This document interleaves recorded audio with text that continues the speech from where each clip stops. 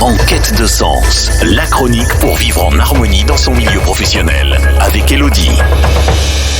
Bonjour et bienvenue sur Radio Grand Lac.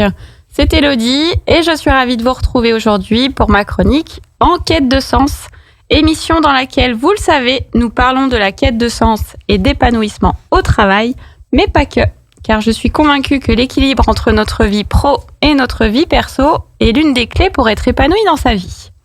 Vous pouvez m'écouter pendant 30 minutes, un lundi sur deux, à 12h15, en direct sur le 92.1 ou sur radiograndlac.com. Et pour ne pas changer les bonnes habitudes, vous pouvez également écouter en replay toutes les émissions sur la chaîne YouTube de Radio Grand Lac. Cette émission est consacrée à l'interview de personnes dont le parcours est inspirant, des personnes qui viendront me partager et donc vous partager leur histoire de vie, des personnes pour qui la quête de sens a pris tout son sens.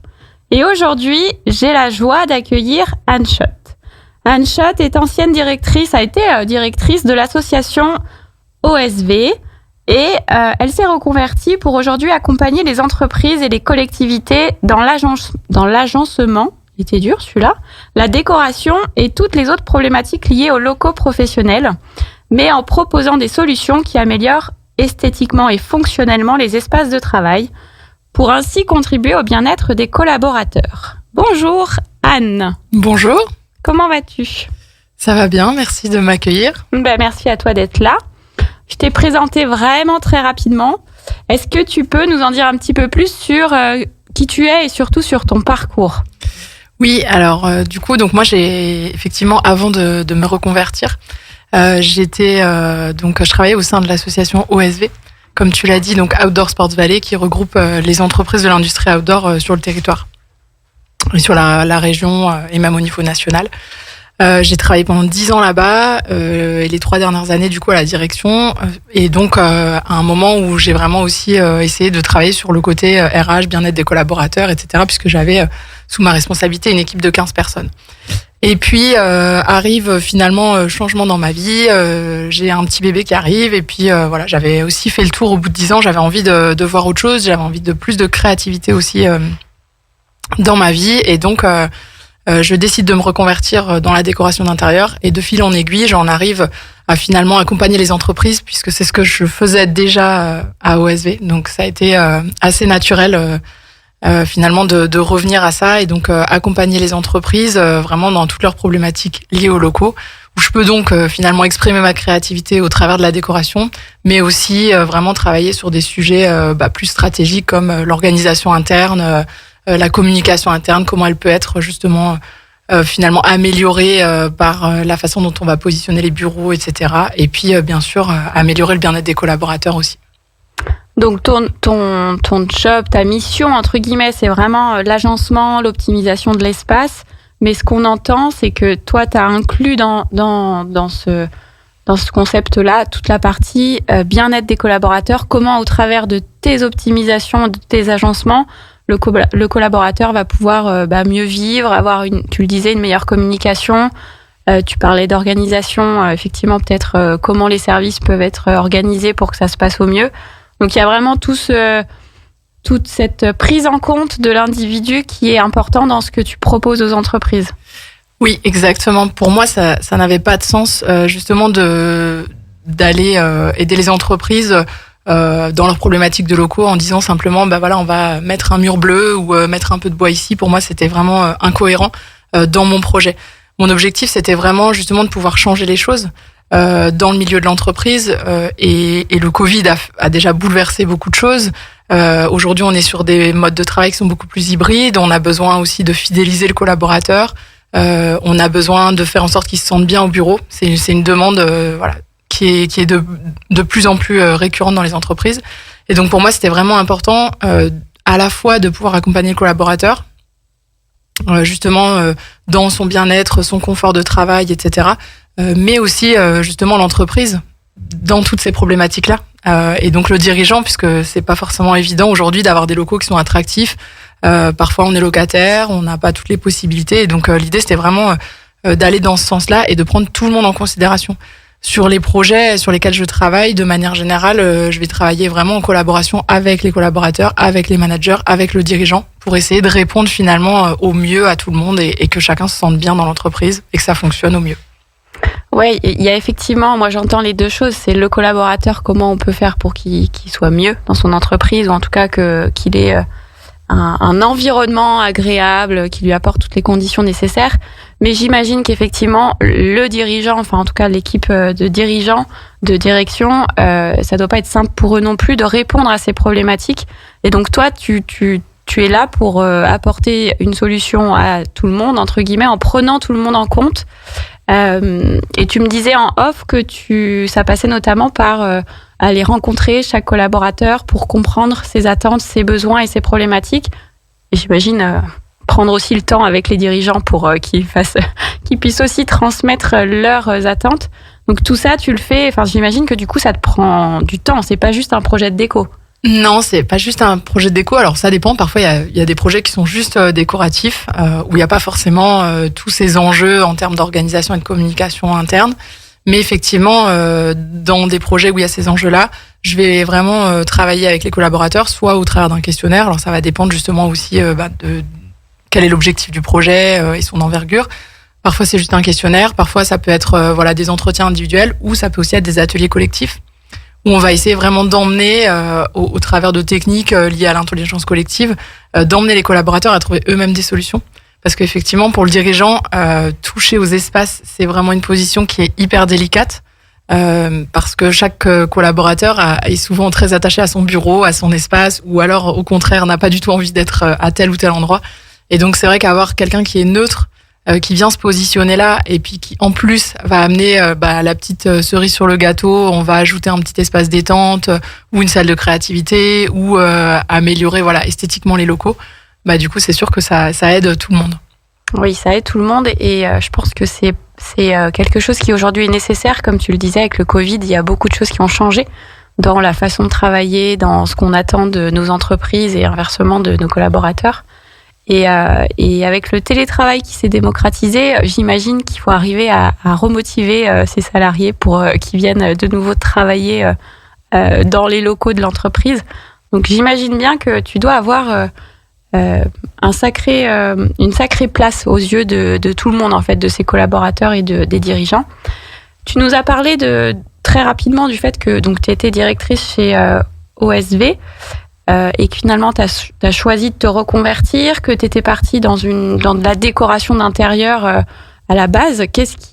Comment t'en es venue à proposer ce genre de projet? Comment t'es passée de je me forme à la déco d'intérieur à j'accompagne les entreprises dans cette problématique globale? Alors ça s'est fait presque naturellement, c'est-à-dire que c'était pas forcément mon objectif au départ quand j'ai choisi de me reconvertir dans la décoration d'intérieur, de cibler uniquement les entreprises. Et c'est vrai que mon réseau Outdoor Sports Valley m'a permis en fait finalement de découvrir aussi ce monde-là, et qu'il y avait beaucoup de problématiques, et donc ça avait encore plus de sens pour moi que d'aller travailler chez des particuliers, parce que pour moi c'est vraiment concret, c'est-à-dire que même pour un projet décoratif, on va partir des valeurs de la marque, de sa mission, de son histoire, et on va choisir des couleurs, des matières, des luminaires, etc. en fonction de ça. Donc ça a vraiment un sens précis. C'est pas juste une couleur qui est choisie arbitrairement. Moi, mon objectif, c'est vraiment d'essayer de raconter l'histoire de l'entreprise au travers du projet que je vais mettre en place, et que du coup, tout le monde puisse aussi s'y identifier, et puis renforcer du coup l'image de marque de l'entreprise, renforcer la marque employeur aussi vis-à-vis des collaborateurs, et avoir quelque chose vraiment de très concret. D'accord. La marque employeur, effectivement, c'est un sujet pour beaucoup d'entreprises depuis quelques années, avec comment je fais pour mettre en avant mes valeurs, comment je fais pour communiquer sur mes valeurs. Donc du coup, toi, tu imbriques tout ça aussi dans dans ces projets, dans ces accompagnements. C'est des vrais accompagnements en fait que tu proposes. Oui, j'imbrique tout ça, et puis je dirais même que ça va aussi un peu plus loin, parce que c'est vrai que moi, parmi mes valeurs aussi et le sens que je voulais donner à mon travail, il y a aussi toute la partie environnementale, et qui pour moi est aussi imbriquée avec l'aspect social sur lequel je travaille, mais c'est aussi raisonner tous ces projets de façon responsable, et ne pas faire juste pour faire, mais se dire bah voilà, on va essayer d'optimiser dans l'existant, on va essayer de pas forcément tout casser, produire des déchets, changer tout notre mobilier. Il y a plein de possibilités, il y a plein de choses, il y a du seconde main, il y a du recyclage, il y a plein de choses à faire aussi dans ce domaine-là. Et ce qui est intéressant, c'est que justement avec cette évolution au niveau du télétravail, c'est qu'on va pouvoir peut-être optimiser les espaces, réduire et puis se dire bah tiens, j'ai 20 mètres carrés qui sont là parce que je vais organiser différemment et je vais accueillir une start-up, etc. Donc il y a vraiment aussi plein de projets à la fois environnementaux, sociaux qui sortent de tout ça, quoi. Ok, donc tu accompagnes les entreprises et tu leur apportes, au-delà de tes solutions d'aménagement, d'optimisation, de prise en compte des besoins des collaborateurs et des dirigeants, il y a aussi cet aspect environnemental. Et j'entends qu'il y a aussi, en plus, parfois peut-être des solutions apportées ou des nouvelles idées apportées. Là, tu parlais de j'ai 20 mètres carrés, qu'est-ce que j'en fais ? Donc, il y a vraiment, pour moi, c'est vraiment un accompagnement de A à Z hyper global et hyper qualitatif. Qu'est-ce qui fait que les entreprises te sollicitent ? Est-ce que c'est parce qu'elles ont les mêmes valeurs ? Est-ce que c'est parce qu'elles ont ce besoin d'apporter du bien-être aux collaborateurs ? C'est quoi souvent qui revient ? Souvent, c'est une problématique de place. Souvent, au départ, on a une problématique de place. C'est-à-dire que, souvent, il y en a pas.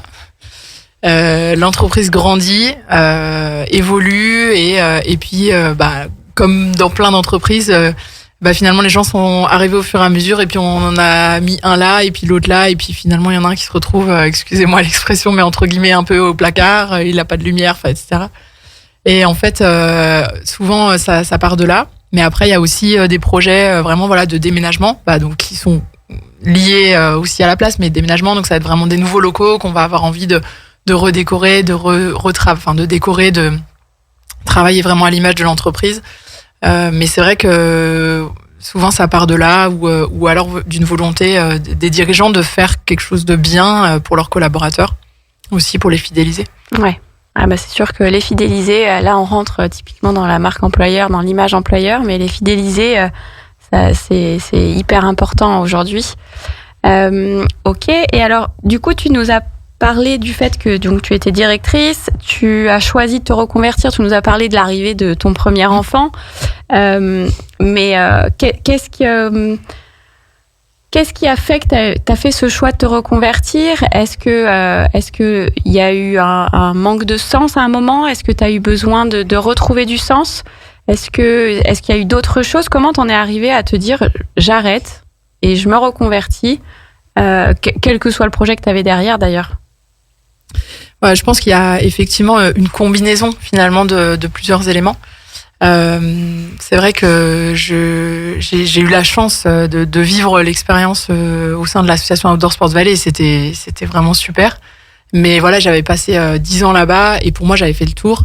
Et en plus, j'avoue, je suis plus une créative qu'une sportive. Donc c'est vrai que j'avais aussi envie d'aller vers quelque chose qui me correspondait un peu plus. J'avais besoin de créativité dans ma vie. Donc ça c'était un point et puis effectivement l'arrivée de mon enfant qui a fait aussi qui m'a fait me poser des questions sur mon organisation, sur le temps que je voulais passer au travail ou en tout cas comment j'allais l'organiser parce que quand on est entrepreneur forcément on passe du temps, mais comment j'allais l'organiser et donc pour moi c'était important justement de trouver une organisation qui allait me permettre de passer du temps avec mes enfants. Ça c'était une chose. La créativité et puis après moi je pars du principe aussi je me le suis toujours dit dans ma vie que aujourd'hui on va plus forcément faire le même métier toute notre vie et je ferai pas ce métier-là toute ma vie, probablement que dans 10 ans j'aurai peut-être un autre projet, j'en ai déjà plein dans ma tête mais c'est vrai que l'idée c'est je pense qu'on a l'opportunité de découvrir plein de choses et plein de secteurs différents donc il faut en profiter pour faire plein de choses différentes dans la vie. Tu t'es dit que c'était le moment? Oui, clairement, c'était le moment pour moi. J'avais fait ce que je voulais faire au sein d'OSV, et puis ça coïncidait aussi avec l'arrivée du bébé, le fait de se dire je vais faire entre guillemets une pause. En fait, une fois qu'il est là, on se rend compte que c'est pas du tout une pause. mais ça a été quand même l'opportunité, en tout cas, de me former à ce moment-là. Et puis j'avais fait ce que je voulais faire, donc pour moi c'était le moment de changer, effectivement. D'accord. Tu nous as parlé plusieurs fois de ce qui faisait sens pour toi. Tu nous as dit que ça avait plus de sens en tout cas, le projet tel que tu l'as créé et comme il est aujourd'hui a plus de sens pour toi. Donc, on va revenir sur la quête de sens. Mais après la petite pause musicale, là, on va se faire une petite pause musicale et puis on te retrouve juste après pour parler de cette fameuse quête de sens. À tout de suite. À Aix-les-Bains et autour du lac du Bourget, Radio Grand Lac, la radio de l'identité locale. En quête de sens, la chronique pour vivre en harmonie dans son milieu professionnel avec Elodie. Et on se retrouve dans cette chronique en quête de sens. Pour la deuxième partie de cette chronique, on était et on est toujours avec Anne Schott qui nous a expliqué un petit peu son parcours et ce qu'elle fait aujourd'hui. Pour reformuler très rapidement, elle accompagne les entreprises et les collectivités dans l'agencement, la déco et toutes les autres problématiques liées à leurs locaux, en intégrant vraiment la partie collaborateurs, les attentes et donc le bien-être des collaborateurs, justement au sein de ces locaux. On parlait juste avant la pause de ce qui fait sens pour toi, de cette fameuse quête de sens, puisque c'est le nom de cette entreprise. Est-ce que tu pourrais nous dire quelle est ta définition de la quête de sens ou comment ça s'est traduit pour toi? Voilà, comment toi tu vois cette quête de sens? Alors pour moi, je dirais que la quête de sens, c'est tout simplement être déjà aligné avec ses valeurs. Je pense que c'est finalement, alors ça va peut-être paraître bateau, mais se sentir bien, à la fois personnellement et professionnellement. Tu le disais en présentant l'émission, je pense que les deux sont vraiment imbriqués. Et je pense que on peut très bien avoir du sens dans son travail, mais que finalement les conditions de son travail ne correspondent pas à sa vie personnelle, ou avoir du sens dans sa vie personnelle, mais ne pas en trouver au travail. Et pour moi, c'était vraiment important, en tout cas dans ma quête de sens à moi, de réussir à concilier les deux. Ouais, le côté être en harmonie et comme tu le disais très justement, être aligné avec ses valeurs, mais moi j'ai tendance à dire même au-delà de ça, être aligné tout court avec la personne que l'on est. Donc toi, c'est un peu ce que tu as recherché quand tu t'es reconverti, c'est cette fameuse harmonie entre vie privée, vie perso, vie privée et vie pro, pardon, sur l'organisation avec l'arrivée des enfants, etc. Donc pour toi, ça s'est vraiment traduit dans la reconversion, cette quête de sens. Oui, alors en fait, moi je suis fille d'entrepreneur. Et donc c'est pour ça que c'est assez curieux, parce que finalement j'ai décidé d'être entrepreneur, alors que c'est vrai que c'était c'est en termes d'organisation, je savais très bien que ça prenait beaucoup de temps, mais du coup c'est vrai que c'était quelque chose qui m'animait aussi. J'avais envie de le faire. C'est quelque chose que j'avais aussi envie de montrer à mes enfants, justement l'entrepreneuriat qu'on peut faire. On peut faire plein de choses si on s'en donne les moyens. Et puis de pouvoir moduler mon temps, parce que je savais très bien que du temps ça m'en prendrait, mais de pouvoir le moduler. Et donc oui, parfois je réponds à des mails à 23h, mais c'est pas grave. Pour mes clients, faut pas vous en faire. Je l'ai choisi et ça me pose pas de problème en fait. Oui, c'est ça. C'est le fait c'est pas être entrepreneur pour ne pas ou moins travailler, hein, parce qu'on sait tous que c'est pas comme ça que ça fonctionne. Mais c'est être entrepreneur pour, comme tu le disais, moduler son temps comme on en a envie. Et donc, si à 4h j'ai envie d'aller chercher mon enfant à l'école, je peux. Mais effectivement, par contre, ça implique que à d'autres moments où d'autres seraient peut-être en train de faire autre chose de la vie privée, toi, t'es en train d'écrire un mail. Et comme tu le dis, c'est le choix que t'as fait, c'est pas subi. Et c'est là où ça change tout, c'est quand on est à sa place et qu'on est content d'y être et que on aime ce qu'on fait. Et alors, cette quête de sens, ou en tout cas le sens que toi tu donnes à ta vie, donc ça passe par ton activité, le fait d'apporter des solutions hyper globales aux entreprises et à leurs collaborateurs indirectement. Mais je sais aussi qu'il y a d'autres choses qui font sens dans ta vie et dans ce que tu peux mener comme j'allais dire combat, mais non, c'est pas des combats. Il y a des causes en tout cas qui t'animent. Est-ce que tu as envie de nous en parler? Oui, avec plaisir. Et presque combat pourrait convenir, je pense. Et voilà, effectivement, moi aujourd'hui, justement, j'ai fait ce choix parce que j'ai des enfants.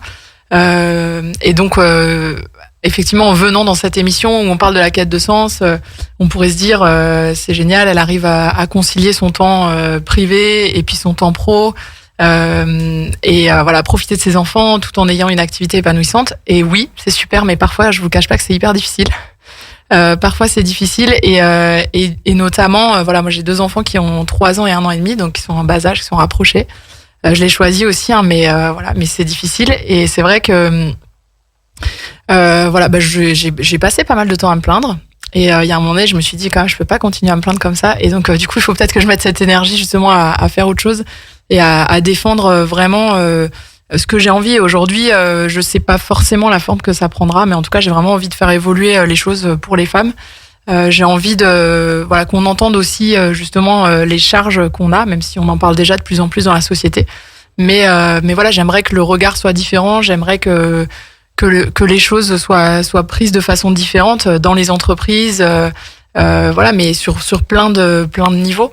Et c'est vrai que moi je pense, voilà, une anecdote, mais je pense notamment à un de mes clients avec lequel j'ai fait un rendez-vous. J'étais en train d'allaiter mon bébé et où en fait on a fait la visite du bâtiment avec mon bébé que j'endormais en écharpe et à qui ça n'a posé aucun problème et je le remercie et je trouve ça génial. Et en fait j'aimerais qu'on puisse faire ça plus souvent, qu'on puisse être justement heureux au travail tout en ayant des enfants. Si on a envie de retourner travailler, qu'on y aille. Et puis si on a envie de rester plus longtemps à la maison, qu'on puisse le faire en fait. Soyons libres justement de vivre ce moment qui est censé être le moment le plus beau de la vie et que la société en a fait un moment difficile réellement. Et du coup aujourd'hui j'ai vraiment envie de montrer que c'est possible de tout concilier, mais par moments ouais, tout n'est pas possible et donc j'aimerais aussi faire bouger les choses, en tout cas pour les femmes et puis notamment du coup j'ai une fille donc pour ma fille, pourquoi pas. Oui, montrer qu'on peut être maman, entrepreneur, épanouie, on peut mener de front plein de choses et être bien, mais malgré tout faire prendre conscience que c'est pas tous les jours facile et qu'effectivement on peut pas toujours faire comme on voudrait. Donc t'aimerais vraiment pouvoir faire évoluer la conscience collective sur la place de la femme en tant que salariée, en tant qu'entrepreneur, en tant que travailleur en fait. Comment elle peut faire pour tout concilier, ce fameux équilibre. Comment est-ce que tu as déjà envisagé, est-ce que tu as déjà des projets, est-ce qu'il y a des choses qui sont alors tu nous dis que tu avais plein d'idées, donc j'imagine qu'il y a plein d'idées, mais est-ce que voilà, comment tu fais pour justement sensibiliser à cette place de la femme en tant que travailleur? Alors aujourd'hui, c'est encore un peu, on va dire que c'est encore un peu flou, c'est encore un peu dans ma tête. Mais oui, j'aimerais pouvoir voilà, discuter, enfin prendre du temps, réussir à prendre du temps pour discuter avec des femmes, pour comprendre aussi quelles sont leurs idées, leurs besoins, leurs envies, quelles seraient leurs suggestions justement pour faire évoluer les choses. Voilà, je vais donner un exemple et par exemple aujourd'hui on part du principe presque établi dans notre société que finalement les femmes quand elles ont un enfant elles font 80% et elles vont pas travailler le mercredi. Pourquoi est-ce que demain on démocratiserait pas le 90%? Pourquoi est-ce qu'on se dirait pas que finalement un mercredi sur 2 ça va être le papa et puis un mercredi sur 2 ça va être la maman et puis finalement en fait l'entreprise sera moins impactée parce que c'est que 2 jours par mois où on est absent. Et puis, le parent sera encore plus content d'être avec son enfant le mercredi, parce que parfois, je vous promets qu'un mercredi avec 2 enfants de 3 ans et 1 an et demi, quand il pleut, c'est pas toujours drôle.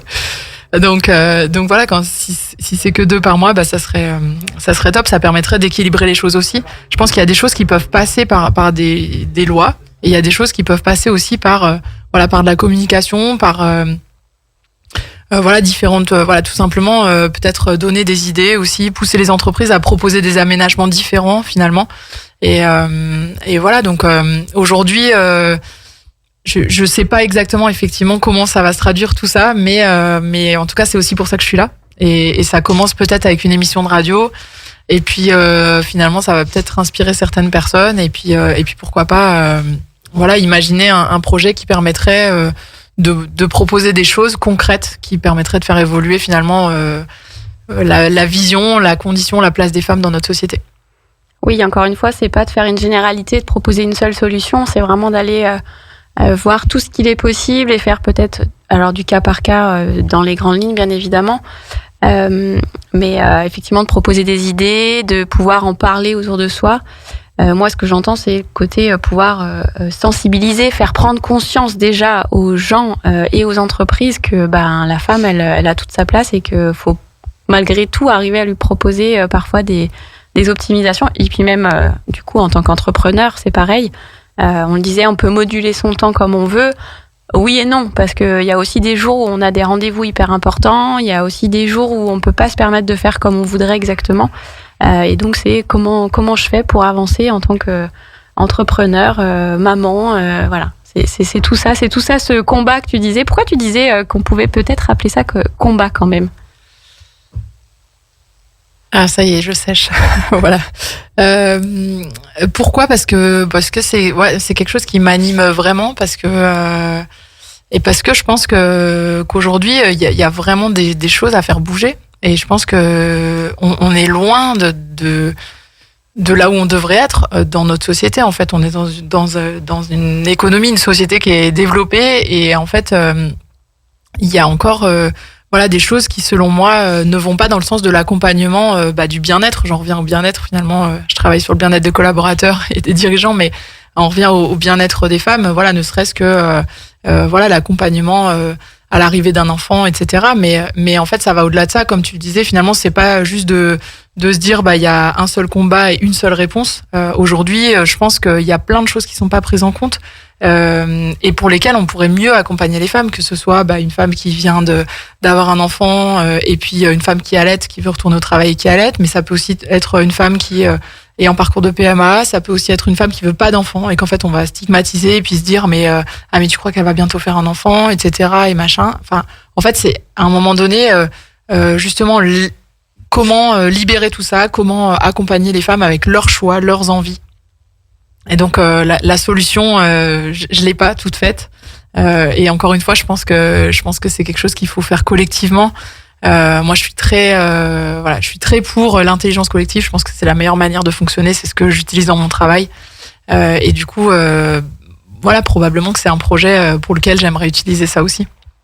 Bon, on ne sait pas encore sous quelle forme va se concrétiser ce projet, ni comment ça va se concrétiser, mais en tout cas, si déjà ce sujet, cet questionnement vous interroge, n'hésitez pas à prendre contact avec Anne, et puis on vous tiendra au courant, bien sûr, de l'avancée de ces projets.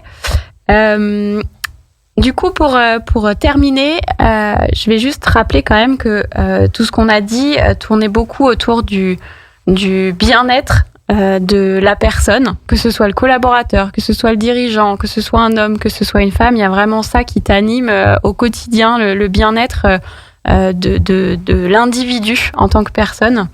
Donc pour vous rappeler, petit rappel de tout ce qu'on s'est dit pendant cette émission, Anne Schott, que vous pouvez retrouver donc sur LinkedIn, oui, sur lequel vous retrouverez toutes ses coordonnées.